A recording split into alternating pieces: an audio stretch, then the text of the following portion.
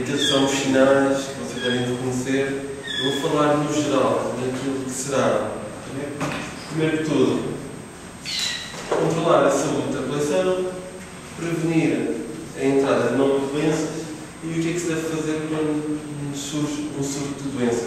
E eu ponho aqui um surto, isto às vezes é um bocado, vai depender muito daquilo que uma pessoa acha que é um surto. Uma pessoa vê um animal doente, pode ficar muito preocupado, outra pessoa pode esperar que morram 60 até começar a ficar preocupada com o surto de doença. Portanto, isto vai ser sempre uma ideia que vai depender um pouco do conceito que vocês têm de doença. Como nos podem falar, para manter o plantel saudável é necessário ter instalações adequadas. E isto requer uma sala de cria com boas condições, gaiolas de madeiras adaptadas à espécie, facilmente limpas e desinfetadas, requer o controle de temperatura em algumas espécies, noutras está mais de provado que elas, se estiverem cá fora e apanharem com o verão, com o inverno, não faz diferença nenhuma. A umidade aqui será mais importante nas instalações interiores do que nas exteriores, porque rapidamente há grandes alterações de umidade e falo mais, aquilo mais preocupante são quando temos umidades perto dos 85%, 90% durante o inverno. Porque o ambiente seco normalmente não traz problemas em termos de saúde. Pode ter problemas em termos reprodutivos, mas em termos de saúde não traz assim muitos problemas. Qual mais ou menos o limite de umidade que começamos a ter? Isso vai depender das espécies, porque uma espécie tropical está adaptada para suportar 99% de umidade. Nas restantes espécies, o que a gente sabe é que abaixo dos 60 há um comprometimento de via respiratória. Deixa de haver o muco normal, ele seca. As aves não têm capacidade de expectorar, ao contrário do que acontece com os mamíferos. E, portanto, se o muco secar, elas ficam a respirar com aquele som que a gente não faz em questão de um pássaro e ele está. Não tem uma pneumonia, simplesmente está o ar muito seco. Isso acontece connosco também, quando estamos no verão, se sentimos às vezes a garganta ali seca e a picar, já temos uma coisa. A umidade alta, isto quando falamos de umidade alta, é sempre de 80%. Para a ave não há grande problema. O problema é que o alimento começa a se deteriorar muito mais depressa. E rapidamente, com a umidade que se envolve ao longo das sementes, no estacionado, rapidamente as bactérias começam a se desenvolver. E aí vamos ter um alimento de má qualidade. E quando os animais estão a alimentar, estão a ingerir grandes quantidades de bactérias, que eles ingerem essas bactérias novamente, mesmo que uma quantidade. E o sistema imunitário é capaz de lutar contra elas. Agora, se nós estamos aqui presentes e agora eu comia aqui um prato de arroz de marisco da semana passada, daqui a 2 horas estava no hospital. Isso era certo. E com as aves acontece apenas uma coisa. Isto é mais comem sementes, é mais ou menos controlado. Uns que consomem néctar, por exemplo, isso nunca pode acontecer. Portanto, controle da umidade e o controle das pragas. E aqui nas pragas meto tudo, sejam eles insetos, ratos, outras aves. Como vimos, é muito importante mantê-los fora das nossas instalações. Há situações para quem cria aves com acesso ao exterior, que sabem perfeitamente que nós podemos ter uma rede de suporte como aquela que nós vimos há bocado e existe há sempre um que consegue entrar lá para dentro. O que nos interessa a nós é termos um banho saudável e controlado para que se aquele animal controle, se ele por acaso fizer dejetos, por exemplo, dentro de um comedor e alguém consumir aquilo, não fique doente. Já falamos da alimentação, o manejo reprodutivo depende de cada espécie, obviamente, vamos falar um bocadinho disto mais à frente. Vamos falar então do rastreio de agentes infecciosos. O rastreio de agentes infecciosos no plantel você tem de forma anual ou bianual. Este rastreio é feito geralmente antes da época de cria. Quem tem 2 épocas de cria diferentes, cria espécies diferentes, deve fazê-lo 2 vezes por ano. Quem tem um plantel fechado, que não tem muitas entradas, uma vez por ano normalmente é suficiente. E o que é que nós vamos fazer aqui? Nós vamos recolher uma amostra aleatória de todo o plantel. E quando falo em aleatório, isto vai nos dar uma ideia da saúde do plantel. Se nós escolhermos os pássaros, porque eu acho que este é mais doente, ou porque eu acho que este é mais saudável, isso assim não vai funcionar. Vai-nos dar uma ideia ou que está tudo muito bem, ou que está tudo muito mal. O que interessa aqui é, se sem olhar, mas aqui no norte estamos a colher amostras, as amostras vão ser recolhidas. Eu tenho 3 voadeiras, eu vou recolher várias amostras das 3 voadeiras. Eu tenho 100 gaiolas, eu quero 10 gaiolas, mas não vou escolher as gaiolas. Eu vou andar, vou aqui, outra ali, e tenho 10 amostras que vão representar todo o plantel. O que é que nós vamos fazer com estas amostras? As amostras servem para pesquisar parasitas, Como é que se faz a recolha dessas amostras? Vamos já. Nós vamos tentar procurar registros de parasitas, registros de fungos e de bactérias patógenas. Como é que nós vamos fazer isto? Então, as pesquisas endoparasitas. Quando falamos de endoparasitas, são aqueles que estão dentro do animal. Principalmente no trato digestivo, mas também podem estar no trato respiratório, mesmo no trato urinário. A maneira mais fácil de se fazer um screening da população é usar fezes. A colheita das fezes. A colheita das fezes não é fácil. Isto porquê? Porque nós raramente, se vamos fazer, decidimos, eu vou fazer a controle agora. Nós chegamos lá e temos as fezes misturadas com sementes. E quando nós vamos escolher a amostra, nós vamos escolher fezes e sementes todos juntos. Isto é uma amostra que vai nos dar uma ideia completamente errada do que se passa. Porque nós, quando formos ver esta amostra, além de termos as fezes, temos todo o material vegetal associado às sementes. Temos bactérias que estão associadas às sementes, temos fungos associados às sementes. E podemos ter um plantel saudável, um controle positivo, por exemplo, para uma candidíase. E eu não tenho candidíase nenhuma, mas é normal que dentro das sementes existam alguns esporos que quer dizer que depois vão fermentar e vamos ter lá as câmaras cá fora. Portanto, o ideal será, se vamos escolher as amostras agora, esperamos mais um bocadinho. Pode ser mesmo com papel de jornal ou papel de revista, mete-se lá para dentro, debaixo da gaiola, deixamos o animal fazer as fezes e depois escolhemos as fezes o mais limpas possível. Isto porque, mesmo quando metemos o papel, eles acabam sempre por se sujar. Eles vão sempre deitar alimento lá para cima. Portanto, o ideal será escolher uma zona onde haja o mínimo de contaminação possível. Se suspeitam, se acham que o animal tem diarreia, não usem papel de jornal nem papel normal. Usem papel de revista. Isto porque este papel vai absorver a água toda e ao absorver a água, a diarreia fica colada e seca. Quando vocês tentarem recolher uma amostra, não conseguem recolher uma amostra satisfatória. Porque há outra coisa muito importante, que é, quando nós podemos avaliar as fezes, nós queremos que as fezes tenham alguma umidade. Portanto, vocês vão pegar estas fezes que recolhem e podem meter naqueles sacos fossantes, que é um material barato e fácil de transportar, fecham o saco. Agora, não podem esperar 24 horas. Se vão esperar 24 horas, têm que ir para o frigorífico. Isto porquê? Porque todos os parasitas, eles estão dentro do corpo, estão dentro do trato digestivo, o que eles fazem? Eles consomem o alimento do hospedeiro e libertam os ovos cá para fora. E tudo que nós vamos encontrar nas fezes normalmente são ovos. Ora, os ovos chegam cá fora. Se encontrarem umidade e temperatura agradáveis, automaticamente eles começam a embrionar. E precisamente em que o ovo está embrionado, não há capacidade de identificar. Há ovos até em que já vêm embrionados cá para fora e quando há umidade e temperatura aceitáveis, muitas vezes isto são esporos são óxidos de coxídeos e são coisas muito comuns. O que acontece muitas vezes? Nós fazemos a análise, temos um controle positivo. Este animal está doente. Ele estará doente se não tiver sintomatologia de doença. É aqui uma coisa muito importante. Nós, tecnicamente, temos criados da anticoxídeos, dá coxidostáticos, dá antibióticos. E o que é que nós fazemos com isto? Nós com isto controlamos a um ponto excessivo o que é que o animal está em seu trato digestivo. O que acontece? O animal está limpo. Só que essas oxidas que lá andavam, isto eram duas no grão, portanto isto era uma infecção ligeira, nada especial. Elas mantêm o estado imunitário do animal alerta e a criação de uma imunidade para as coxídeas. Nós estamos constantemente a dar indicação que vai acontecer que isto funciona para coxídeas, funciona para bactérias, funciona para tudo. O que nós fazemos é diminuir o estado imunitário do animal. Se o animal não tem lá nada para reagir, então não reage. Um dia, fora da nossa época normal de dar indicação entrou um pássaro qualquer que trouxemos num sítio qualquer e trazia também um ou dois nas redes. Entrou em contacto com o outro. Isto, a maneira de eles se tratarem é, eles fazem as fezes, uma cascatinha em cima das fezes, depois pousam no bebedor, pousam no boleiro, limpam-se o bico e vão-se contaminando assim.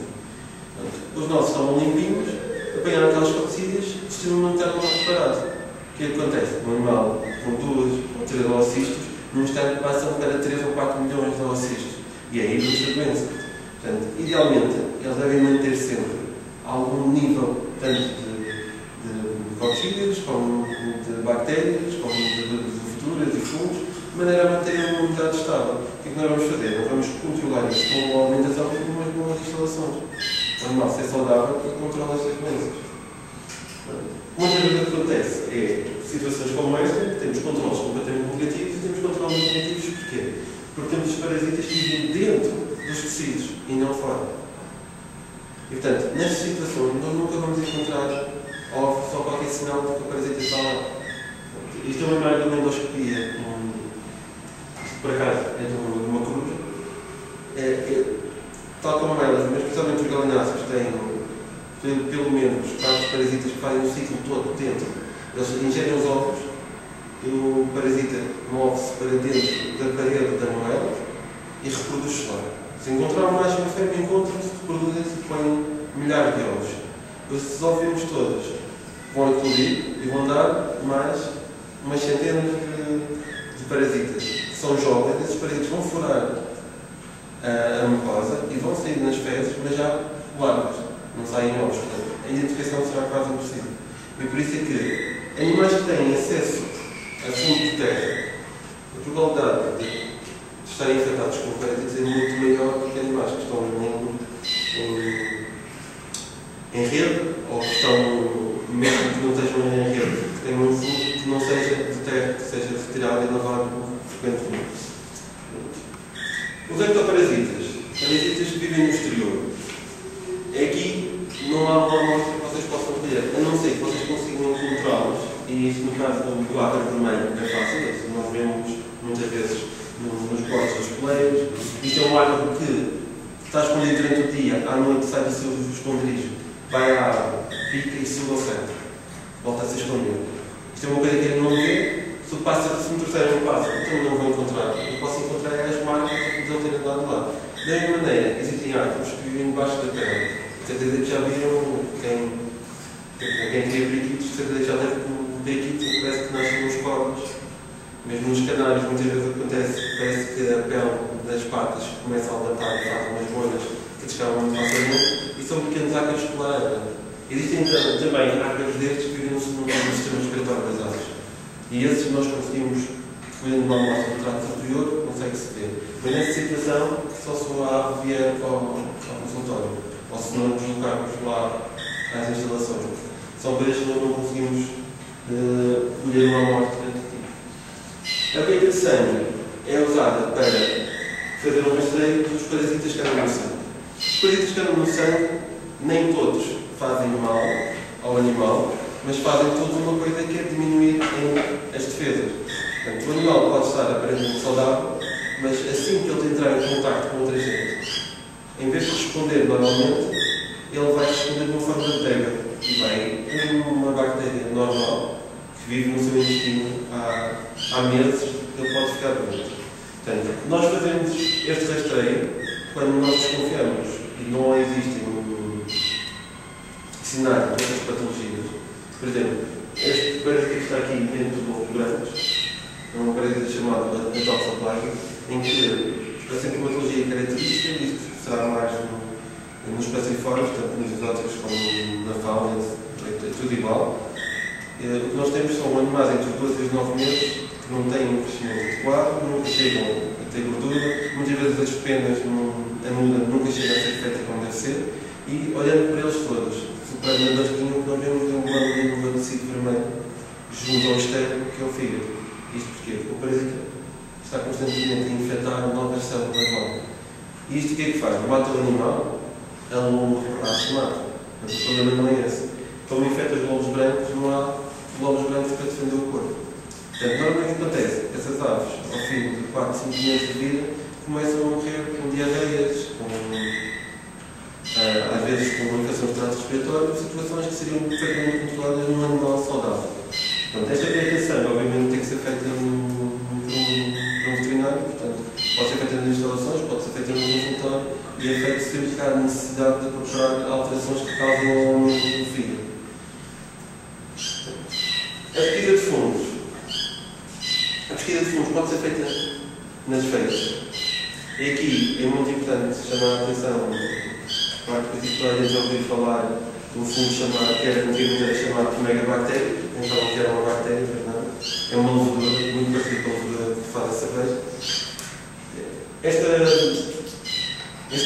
Este fungo vive normalmente apenas no estômago, tem uma prevalência muito elevada nos gastriformes.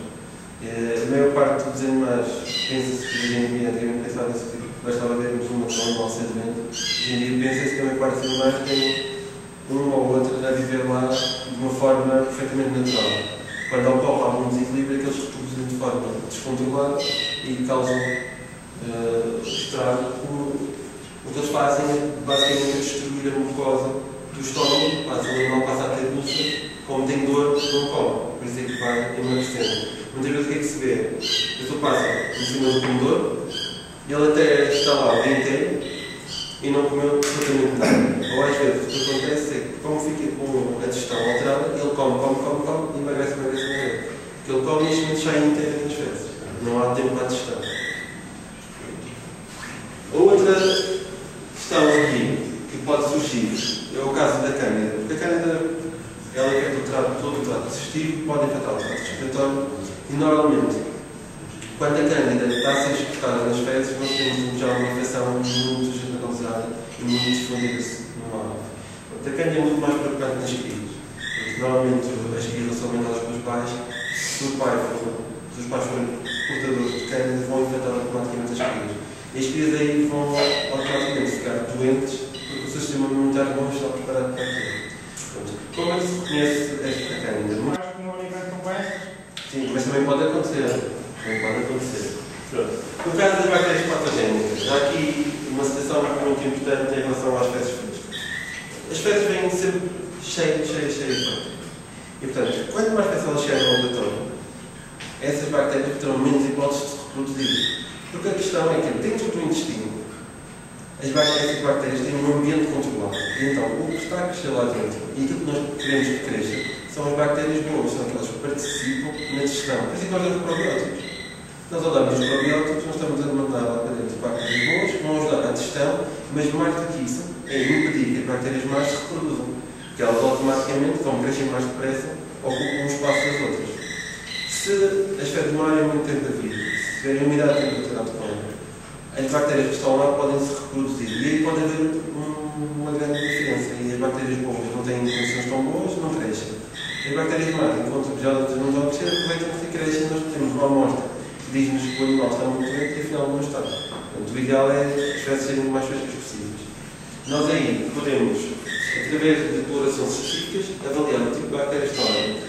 E essa avaliação dá-nos uma ideia realmente se existe um equilíbrio normal da flora bacteriana. Que se o animal tomar probióticos é muito fácil, porque vão ser as bactérias daquele tipo que nós estamos à espera de encontrar. Se aparecerem outras diferentes, provavelmente há ali um desequilíbrio e podemos tentar corrigir. Outra coisa importante é que, como as bactérias aqui, são os comestíveis, são bactérias que são bastante agressivas, são bactérias que se alimentam dos restos de nutrientes da alimentação normal do animal, que normalmente surgem quando há um desequilíbrio no pH ou na flora, ou então quando consomem alimento contaminado.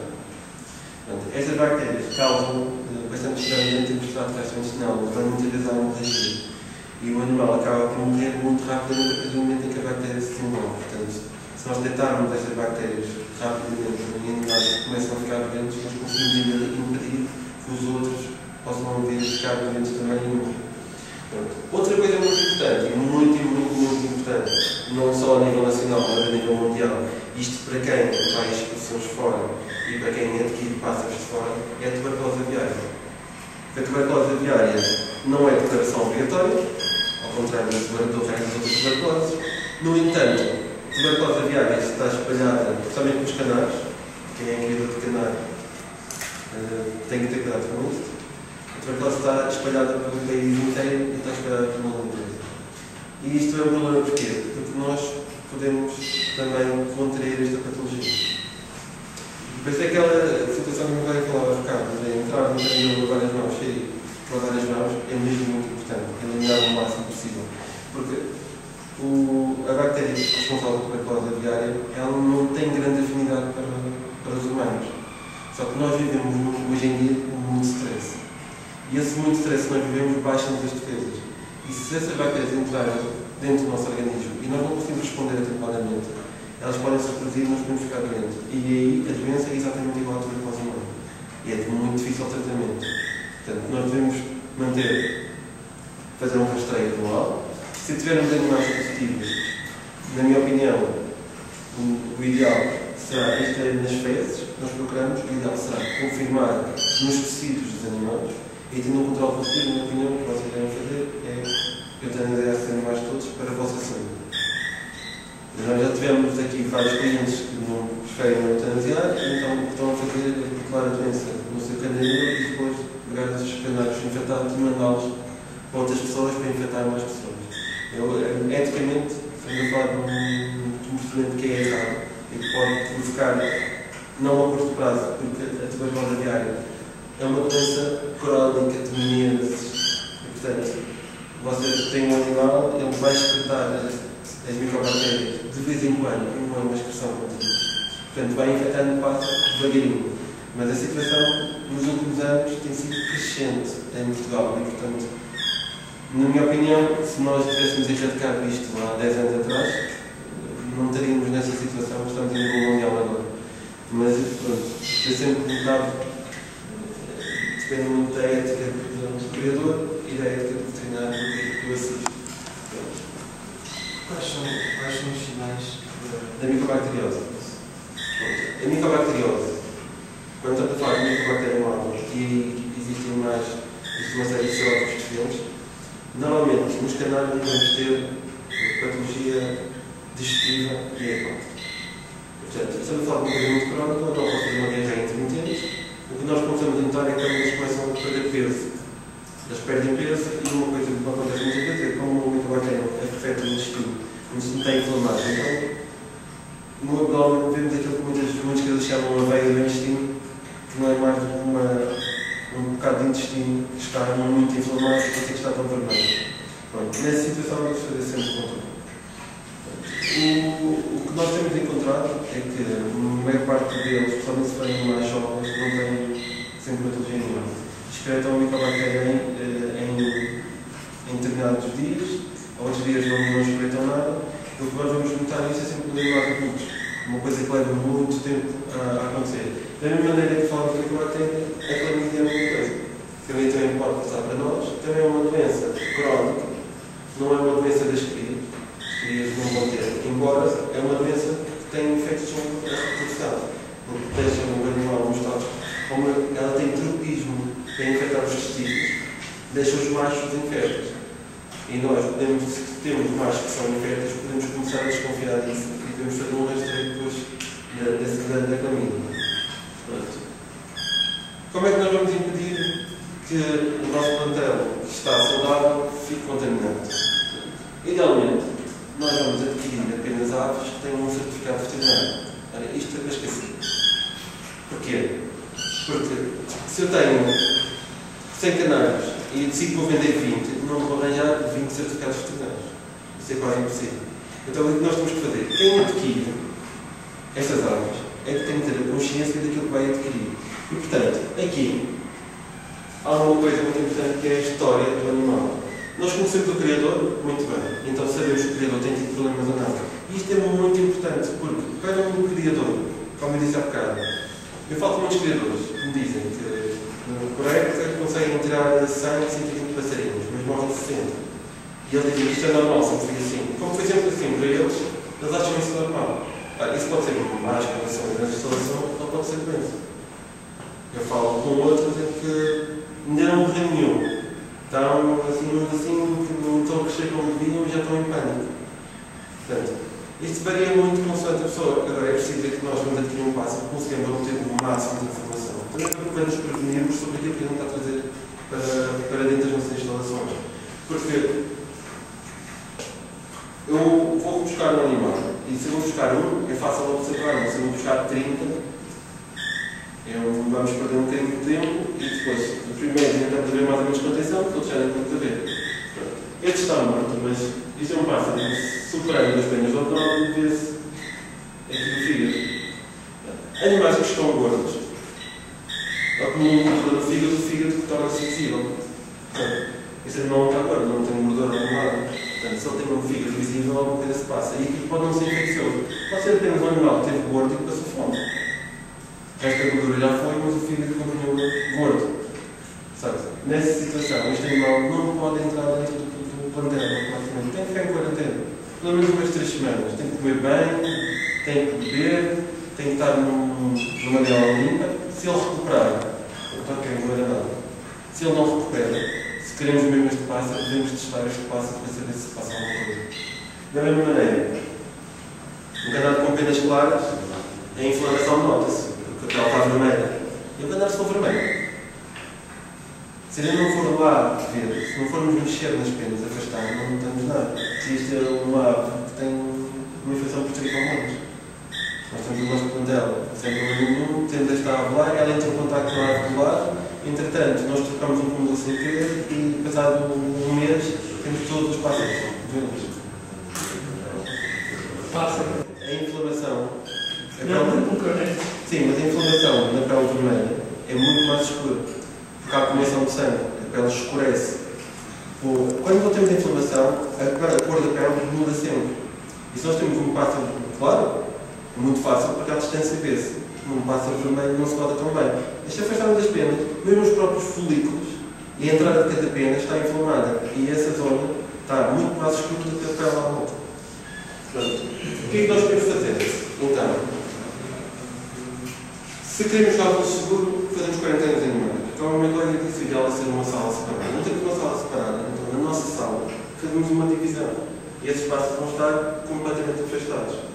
E são os últimos pássaros que nós vamos mexer todos os dias. E o material desses pássaros, que é para essas gaiolas, nunca vai ser trocado com o material da gaiola, mesmo depois de desinfetar. Porque um dia ele lembra-se de desinfetar, porque não se lembra. E portanto, nós não queremos isso. Depois, o que é que se faz? Nós repetimos os animais, desconfiamos que o animal está bem. Passadas 3 semanas, ele ainda não melhorou. Fazemos a queda das fezes, vamos fazer o exame. Continua com o fígado visível. Vamos levar o pássaro para cima, vamos fazer uma colheita de sangue, vamos ver se é parasita. Não é parasita, mas provável que seja um problema crónico de bactérias. Vai ser preciso fazer outros testes, mas isso aí depois se ponderará se tem interesse que esse animal pode ou não ter uma apelação. A cada coisa que é que eu sei nunca é.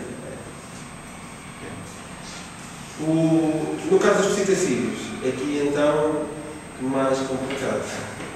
Isto porquê? Porque existem neste momento várias doenças que estão a circular no mundo inteiro. As doenças não são novas, já existem há muitos anos. O que mudou é a perspectiva por parte do Criador, que antes comprava indiscriminadamente. Agora sabe que se colocar um animal doente, acabou de investir 1000 euros, 2000, 3000, há quem invista mais, e passado um mês já não tem pássaro.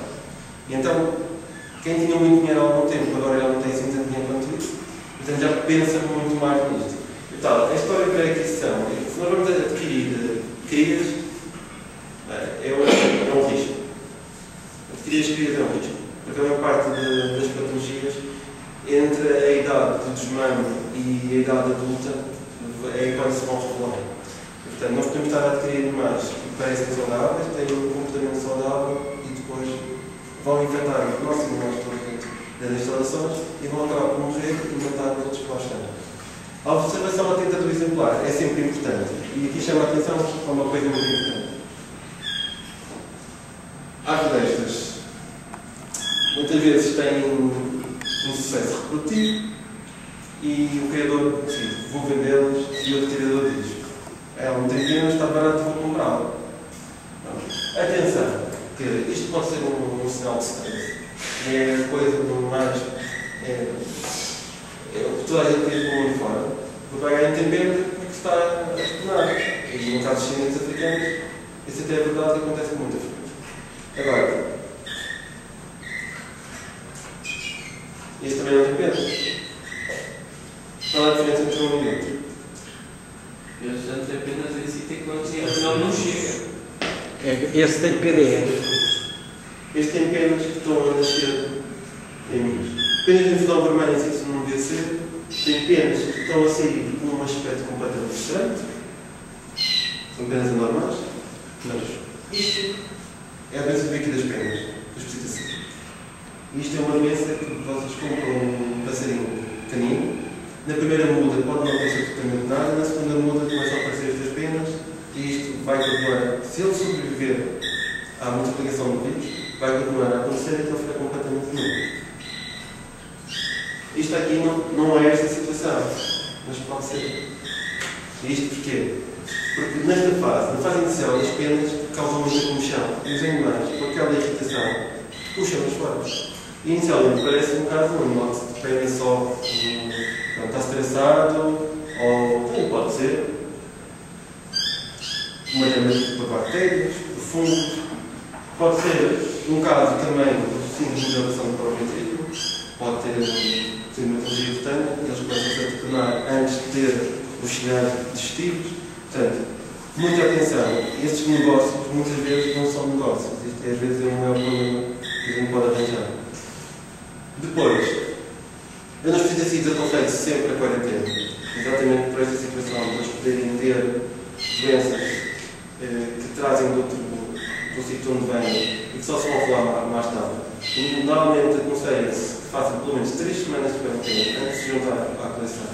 Depois, a colheita de fezes frescas deve ser feita, mas o mais importante é que se vamos comprar um animal e ele não traz um certificado de estar livre destas duas doenças, então nós devemos testar.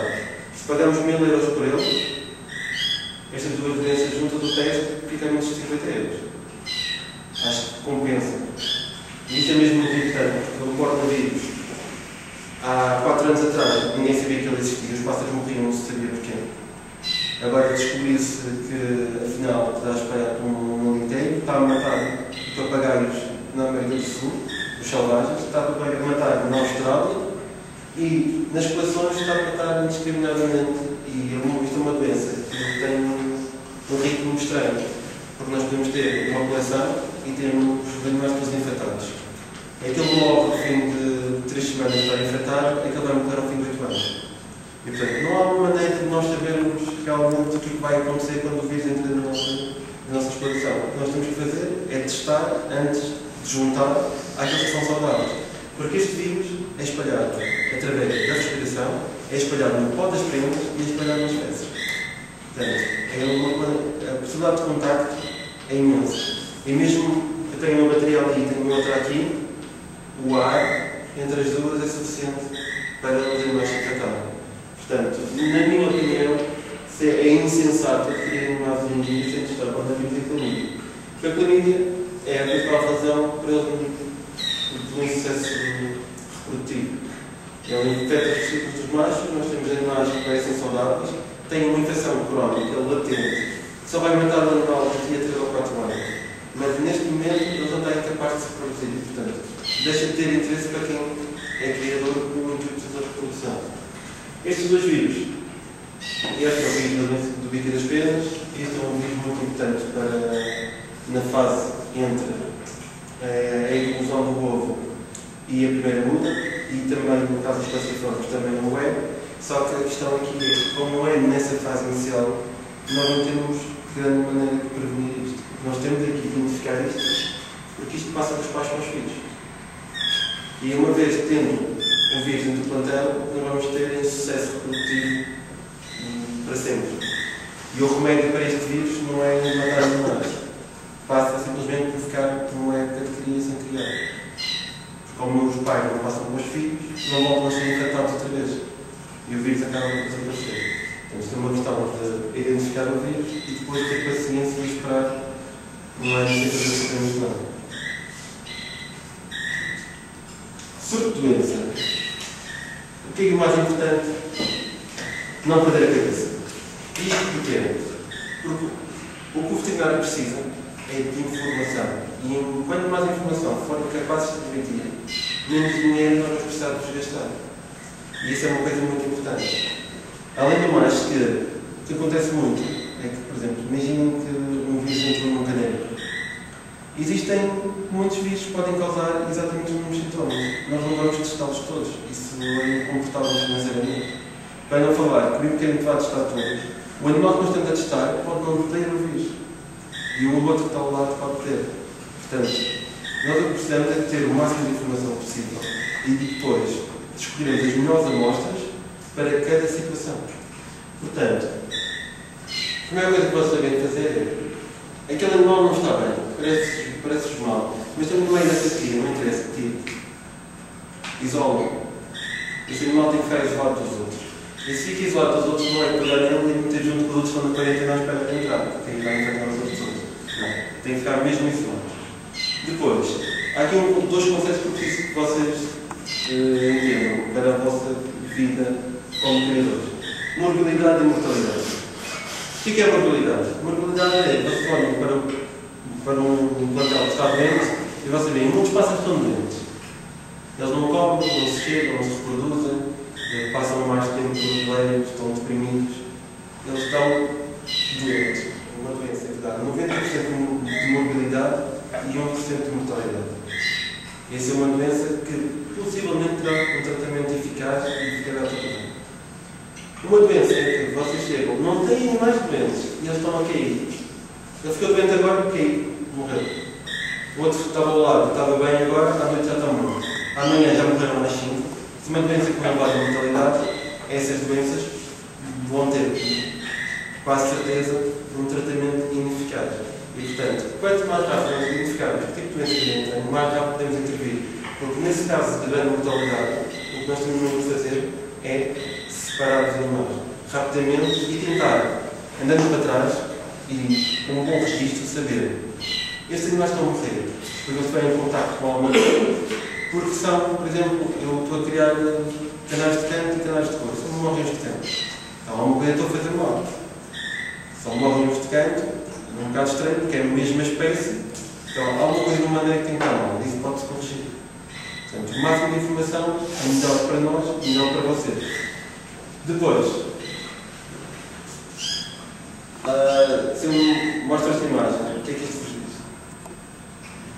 Tem um ponto negro muito interessante. É um ponto negro muito interessante. O que é este ponto negro?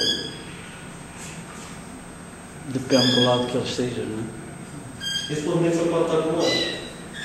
É vesícula. Isto é vesícula biliar. E porquê é que ela tem a vesícula biliar assim? Ela tem a vesícula biliar assim da mesma maneira que nós temos a nossa vesícula biliar assim se ficarmos à fome. Isto não é sinal de nada, isto é sinal de fome, mais nada. Ao contrário do que anda para espalhar de vírus, de bactérias, não. Isto é só sinal de fome. Isto é comum a tudo o que causar alteração, tanto do traço de segurança medicinal, como no sistema neurológico, como no sistema cardiovascular. Portanto, isto não nos diz nada. Nós temos que olhar para isto e para isto. Está distinto, está todo distendido. Ele comeu, mas a comida não avançou. Não avançou, não libertou a vírus. Então, há um momento em que tem que estar ali no trato digestivo. Temos que encontrar um problema ali. Se nós tivermos isto assim, uma grande aqui para este pulmão, e não vez de está cor-de-rosa, está com uma grande vermelha, está com pintas, o animal não consegue respirar. Não consegue respirar, não há bico para comer, porque tem que haver o bico para respirar, porque não recebe comida.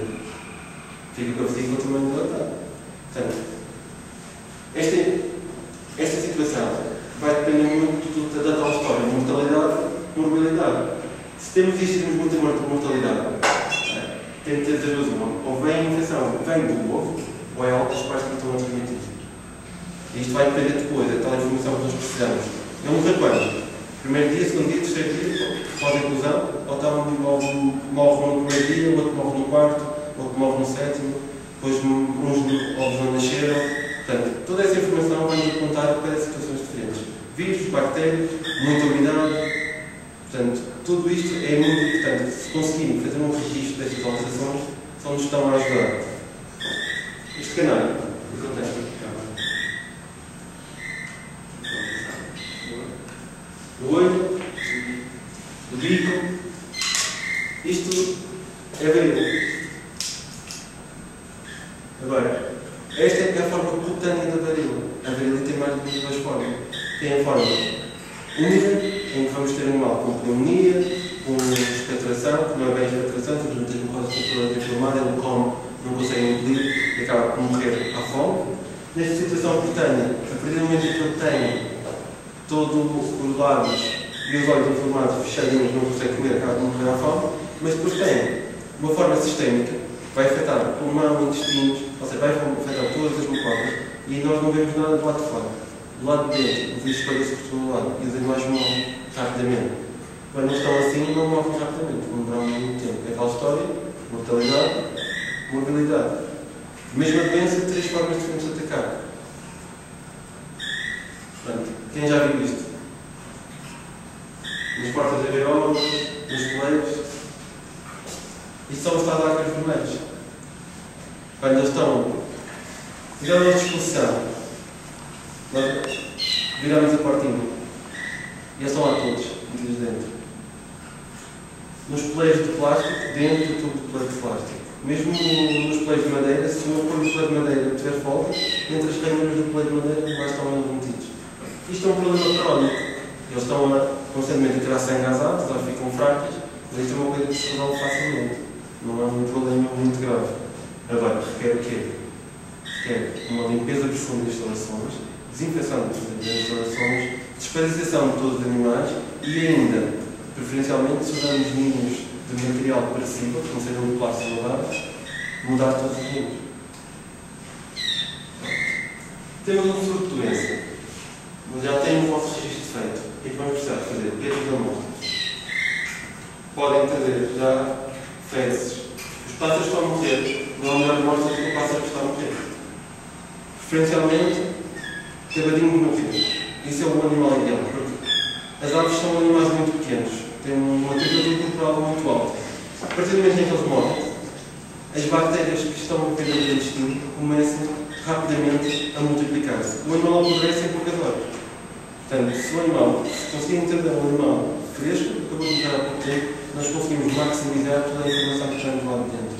Agora, uma coisa é certa: a informação que nós temos do cadáver pode ser uma informação imediata ou pode ser uma informação que só nos vai dar algum resultado daqui a 15 dias. Vai depender do tipo de doença. E a única coisa que pode acontecer aqui é o animal chega e eu olho para ele e aquele animal tem um aspecto saudável e foi uma coisa à parte, tal que não devia ter acontecido, ou vocês têm uma mortalidade exagerada, ou mesmo têm muitos animais doentes, uns 1 ou 2, mas não são valores, e eu daí consigo tirar muita informação. Depois dessas peças de amostras, se estamos a falar de poucos animais, ou um animal esquecido, temos um casal infectado, morreu um, vamos avaliar o outro que está vivo, antes que ele morra também. Depois disto tudo, desinfetar tudo e, se houver um tratamento possível, porque se o animal tiver, por exemplo, uma patologia causada por um vírus, não há tratamento para vírus, não há nenhum tratamento para isso, nós vamos fazer um tratamento orientado para esta patologia. Não vamos começar a fazer tratamento, olha, deve ser bactéria, vamos dar esta. Não, se calhar é tricomonas, não é esta. Não, se calhar é coccidas, não é aquele. Portanto, isso vai fazer com que vocês percam tempo e que a doença possa evoluir. Depois, na avaliação dos problemas reprodutivos. Então, a avaliação normal do plantão, o rastreio de doenças, permite identificar os problemas antes da época de cria. Se nós corrigirmos os problemas, nós, em princípio, não haverá uma baixa de fertilidade. Se a baixa de fertilidade aconteceu na mesma, das duas uma. Ou nós temos algum tipo de problema nas instalações, ou se temos um casal que estava nas mesmas instalações que reproduzia-se o ano passado e agora não se reproduz, então, aí, isto principalmente nos tecidos, está considerado fazer um exame anual. Se o exame não for conclusivo, fazer a endoscopia, visualizar os órgãos reprodutores e ver se há alguma alteração no órgão reprodutor que possa impedir o animal de criar. E se nada disto for conclusivo, existem testes específicos para doenças específicas que nos vão dar uma decisão final. E nessas situações, a decisão final pode ser mesmo afastar o animal completamente da reprodução. Vai depender das lesões que eles têm. Dúvidas? Está tudo esclarecido.